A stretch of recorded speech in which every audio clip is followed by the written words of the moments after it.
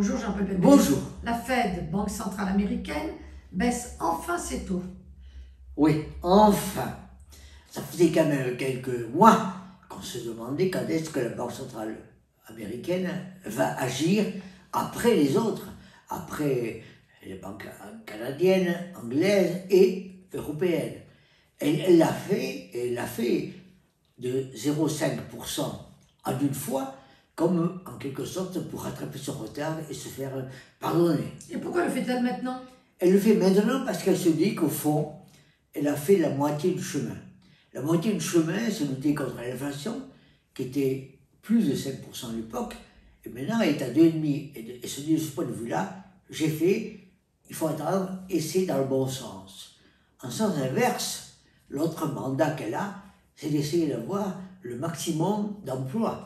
Et donc elle regarde de ce côté-là, monter le taux de chômage, baisser les embauches chaque mois, et donc elle dit, je m'inquiète non plus de l'inflation parce que c'est plutôt réglé, mais du chômage qui monte. Donc, elle a peur d'un risque de récession et elle va donc continuer à baisser les taux. Absolument. Elle va continuer à baisser les taux d'intérêt et elle peut.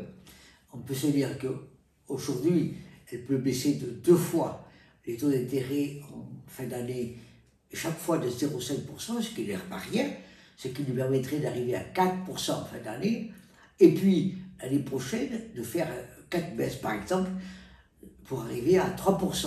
3%, c'est ce qu'on appellerait son taux neutre, qui équilibrerait au mieux l'inflation et le chômage. C'est de la politique ou de la magie?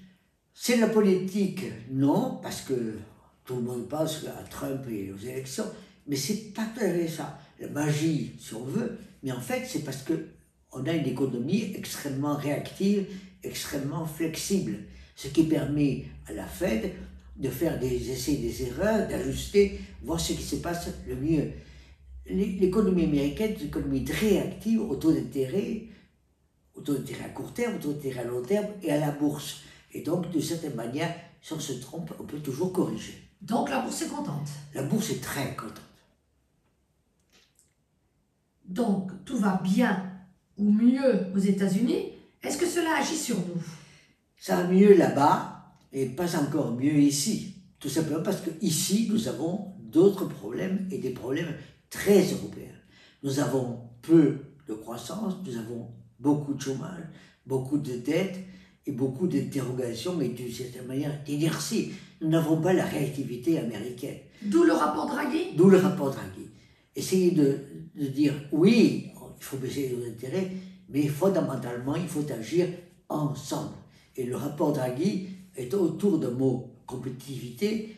Compétitivité, c'est-à-dire l'unification de toutes les politiques économiques qui sont menées ici ou là, en Europe, pour essayer d'avoir plus de croissance avec plus de productivité dans un monde qui est, entre États-Unis et Chine, beaucoup plus compliqué. Merci Jean-Paul Betbez and good luck.